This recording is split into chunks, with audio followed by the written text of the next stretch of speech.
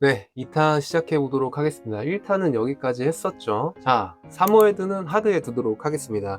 사모헤드의 유래부터 알아야 될 것 같은데, 사모헤드는 사모헤드족의 썰매견으로 활동을 하던 견종이고요. 사모헤드족한테 이제 유럽이 극지 탐험이 유행했었는데, 그 사모헤드족한테 썰매기를 키우고 운용하는 법을 이제 배우는 과정에서 유럽으로 들어오게 되었다고 하고요. 성격이 너무 좋아요. 도둑이 들면 그 도둑과 놀아줄 정도로 성격이 굉장히 좋고 타인과 타견 반응도 생각보다 적은 견종입니다. 하지만 성격이 좋은 만큼 달려들거나 줄을 끄는 행위들이 많기 때문에 이제 흥분도 조절이나 산책 교육이 필요하다고 볼 수 있고요. 그 다음에 이것과는 반대로 사모예드는 미용 부분이 굉장히 어려워서 이제 난이도가 굉장히 높아졌다고 볼 수 있는데, 여기 보시면은 사모예드들이 정말 많이 빠지는 걸 볼 수 있죠. 정말 많이 빠집니다. 진짜 리트리버가 인형을 만든다고 제가 말씀을 드렸었는데, 사모예드는 진짜 생명체 하나를 만들 정도로 굉장히 많이 빠지고요. 그 다음에 더위에도 약하기 때문에 냉방비 감당이 가능하신 분이라면 추천을 드립니다. 자, 다음은 서틀랜드 십독인데,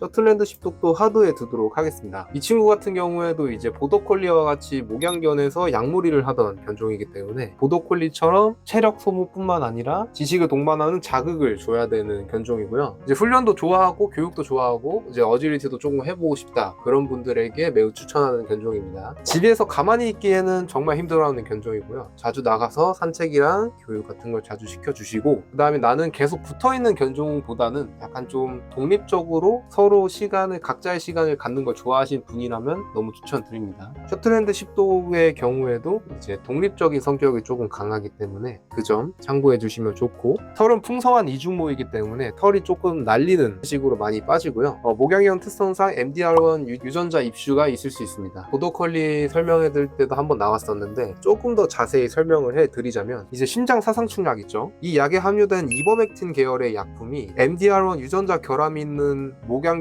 계열의 견종이 적지 않게 부작용이 생길 수도 있다고 합니다. 목양견이라고 해서 뭐 다 부작용이 있는 건 아니고, 말씀드렸듯이 MDR1 유전자 결함이 있는 목양견에게만 부작용이 있다고 하니까 MDR1 유전자 결함이 있는지 한번 체크해 주시고, 이거의 대체제로는 밀베마이신이라는 약품이 있는데, 이 밀베마이신도 제품별로 성분이나 용량이 달라서 수의사와 함께 목양견에 적합한 제품인지 확인하는 것이 안전하다고 말씀을 드립니다. 보더콜리 정도로 다양한 자극이 필요하기도 하고, 그 다음에 교육에 대한 지식이 어느 정도 있어야 되는 분이 키우면 좋은 견종이기 때문에 하드에 뒀습니다. 다음은 시바이누인데요. 시바이누도 하드에 두도록 하겠습니다. 시바이누는 일본의 천연기념물로 지정된 6종의 일본 견종 중 하나 라고 보시면 되고요. 독립적인 성향이 강한 견종이기 때문에 약간 고양이와 같다라는 말도 많이 생기는데, 그만큼 스킨십을 좋아하고 반려견과 많은 교감을 하고 싶은 분한테는 비추천하는 견종입니다. 그래서 이 스킨십 둔감화가 굉장히 필요한 견종인데, 스킨십 둔감화를 안 하는 상태에서 예민한 부분을 만졌을 때 과한 거부 반응이 나올 수도 있으니까 이 점 꼭 주의하시고요. 시바이누 같은 경우에는 독립적인 반려견을 원하고 꾸준한 교육을 할 수 있는 분에게 추천을 드립니다. 다음은 시베리안 허스키입니다. 시베리안 허스키도 하드에 두도록 하겠습니다. 사모예드와 같이 시베리아 지방에서 썰매견을 하던 견종이고요. 외모 때문에 약간 좀 차갑고 사나울 것 같다, 이런 이미지가 좀 씌워져 있지만, 일반적으로는 다른 개들에게는 신사적인 편으로 특별히 경계해야 될 종은 아니라고 생각을 합니다. 다만 기본 체급이 크고 험하게 노는 걸 좋아하기 때문에 허스키나 골든 리트리버처럼 몸을 쓰면서 놀기를 좋아하는 견종에게는 흥분도 조절 교육과 자제력 교육이 필요하고요. 그 다음에 허스키는 체력과 활동성이 굉장히 높은 편이고, 리콜이 잘 안 되기로 유명한 견종이에요. 그래서 호기심이 강하고 자기 판단대로 가려는 경향이 있어서 어릴 때부터 리콜 교육이랑 산책 교육을 꼭 해주시는 걸 추천드립니다. 그리고 털도 이중모라서 사모예드만큼 털이 많이 빠지고요. 유전병은 적은 편이지만 안과 질환 쪽으로 잘 신경 써주시는 걸 추천드립니다. 다음은 시추인데, 진짜 착해요. 시추가 진짜 착하고 부채 두도록 하겠습니다. 정말 오랫동안 반려 목적에 맞춰서 개량되어 온 견종이에요. 그래서 전체적인 성향 자체가 굉장히 무난하고 안정적인 견종이라고 할 수 있습니다. 대중적인 견종 중에서도 공격성과 짖음이 가장 적은 쪽에 속하고, 웬만한 상황에서도 크게 예민하게 반응하지 않는 경우가 많습니다. 초보 보호자분들에게 저는 굉장히 추천하는 견종이기도 하고, 장무족이지만 의외로 털 빠짐도 심한 편은 아닙니다. 대신 털은 계속 자라니까 빗질은 꼭 해주셔야 되고요. 다만 시추는 기본적으로 자기 스타일을 유지하려는 성향이 강합니다. 이게 교육할 때도 자주 나오는 성향인데, 이게 못 알아듣는다는 느낌 느낌보다는 굳이 바꿔야 하나?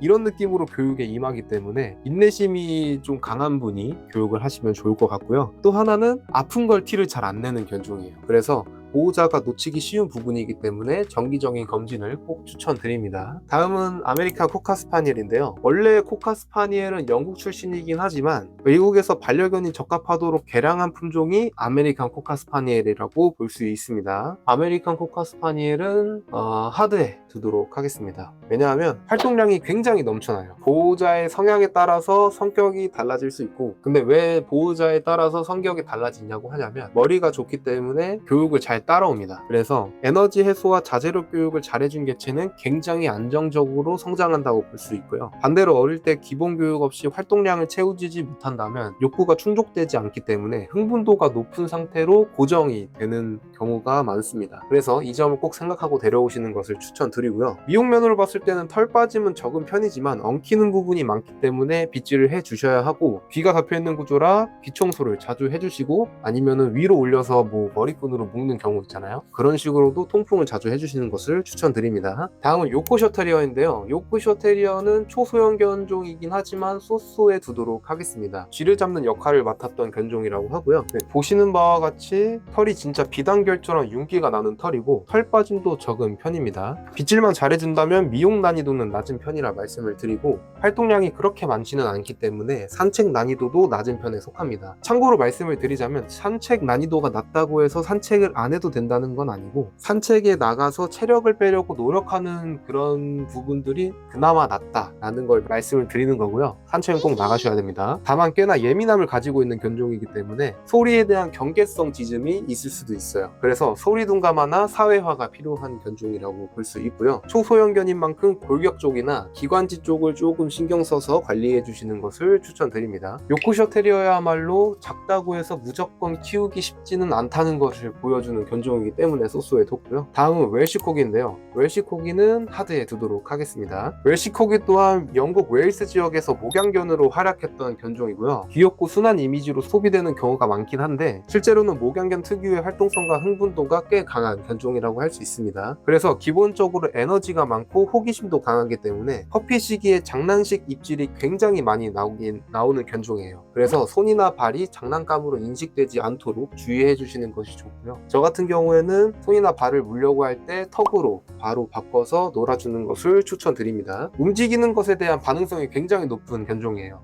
달리는 사견이라던가 아니면은 지나가는 자전거 아니면 오토바이 이런 것 등에 쉽게 흥분을 하고 달려가는 행동이 나오기 쉽기 때문에 산책 교육과 자제력 교육이 특히 더 중요한 견종이라고 할 수 있습니다. 반대로 교육을 잘하면 굉장히 매력적인 견종이에요. 학습 능력 자체는 좋은 편이고 사람과 함께 활동하는 것을 좋아하기 때문에 교육을 많이 해보고 싶다 하시는 분이 함께 하시면 좋습니다. 옛날에는 다리가 짧기 때문에 가축의 다리 사이를 지나다니면서 몰이를 하는 과정에서 이제 가축들에게 꼬리를 밟히면서 심각한 상황이 나오기도 했기 때문에 옛날에는 단미를 진행을 했지만 지금은 어차피 집에서 반려견 목적으로 키우시는 거이기 때문에 단미를 안 하는 것을 추천드리고요. 꼬리코기라고 불리기도 하죠. 주의해야 될 점은 체형이기 때문에 비만 관리가 굉장히 중요한 견종입니다. 체중이 늘어나면서 다른 견종에 비해서 허리 디스크나 관절 쪽 문제 확률이 크게 상승을 하고요. 전체적으로 신경 써줘야 되는 부분이 많고 관리를 안 해줬을 때 오는 리스크가 큰 견종이기 때문에 하드에 뒀습니다. 이탈리안 그레이하운드는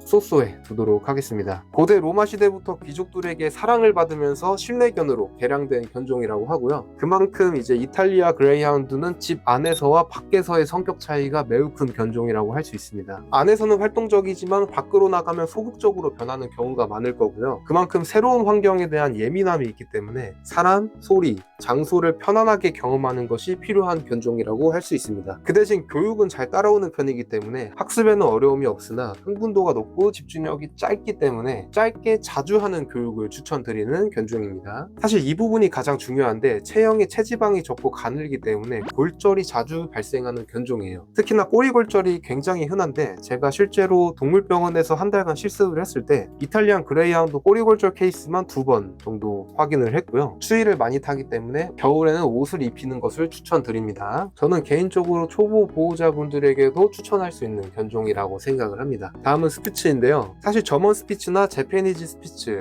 아니면 피니쉬 스피치 등 다양하지만 한국에서는 대부분 재패니즈 스피치가 보이기 때문에 재패니즈 스피치를 중심으로 설명을 드리도록 하겠습니다. 스피치는 난이도는 하드에 두도록 하겠고요. 스피치라는 견종은 유전적으로 리트리버와 늑대 쪽에 어느 쪽에 좀 더 가깝다고 물어봤을 때 늑대 쪽에 조금 더 가깝다고 말을 할 정도로 야생의 기질이 상대적으로 강하게 나타나는 견종이라고 할 수 있는데요. 그래서 대부분의 문제 행동을 보면 후천적으로 나타난다기보다는 선천적으로 이미 이렇게 태어나서 행동을 보이는 경우가 많기 때문에 교육 난이도가 꽤나 어렵다고 볼 수 있습니다. 낯선 사람이나 다른 개를 쉽게 경계하는 경우가 많고 실제로 TV 프로그램에서도 자주 등장하는 견종이기도 하죠. 하지만 그만큼 리더에 대한 존중이 뛰어나다라고 볼 수 있는 견종이기 때문에 교육만 잘 해준다면 잘 따라올 가능성이 높습니다. 그래서 정리를 하자면 스피치는 문제견이다 라고 단정을 짓는 것보다는 교육과 관리의 영향이 매우 큰 견종이다 라고 정리를 할 수 있겠습니다. 그래서 스피치 같은 경우에는 퍼피 시기에만 퍼피 교육을 잠깐 하고 끝낸다가 아니라 퍼피 이후에도 지속적으로 교육이 필요한 견종이라고 저는 말씀을 드리고 싶습니다. 이중모 구조이기 때문에 털이 많이 빠지고요. 다행히 전반적으로 건강한 편이고 특히 콕 집을 만한 유전병도 많이 없는 견종입니다. 쓸개골 탈구만 조심해 준다면 건강한 견종이라고 볼 수 있습니다. 다음은 진돗개인데요. 진돗개는 하드에 두도록 하겠습니다. 대한민국 천연기념물로도 많이 알려져 있는데 모든 진돗개가 다 천연기념물로서 보호를 받는 건 아니고 진도군 내에서 심사를 받아서 통과를 하게 되면 진돗개라는 이름으로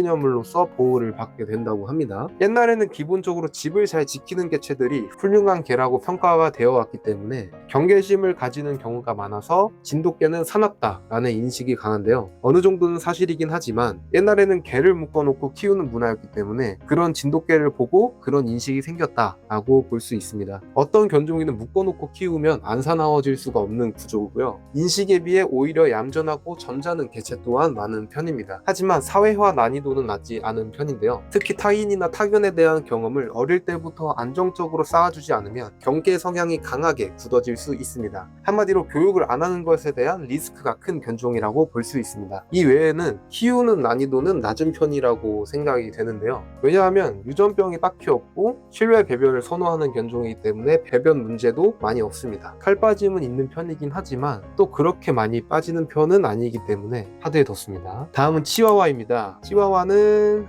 소스에 두도록 하겠습니다. 작은 몸과는 다르게 성격이 예민하고 강한 편이라고 많이들 알려져 있는데요. 근데 이런 행동을 보이는 이유는 자신이 작고 약하다는 걸 알기 때문에 이런 행동이 나오는 거라 스스로 안전하다는 것을 인지해주는 교육을 자주 해주시는 것을 추천드리면서 교육이 쉽지는 않은 편이기 때문에 인내심이 높은 분이 함께 하시는 걸 추천드립니다. 운동량은 있는 편이지만 애초에 작은 견종이라 체력 소모에 대한 압박은 비교적 적은 편이고 그래서 활동량보다는 성향 관리나 사회화 쪽에 조금 더 신경을 써주면 좋다고 말씀을 드릴 수 있겠습니다. 다음은 까발리의 킹찰스 스파니엘인데 여기부터는 다음에 진행을 하도록 하겠습니다. 시청해주셔서 감사합니다.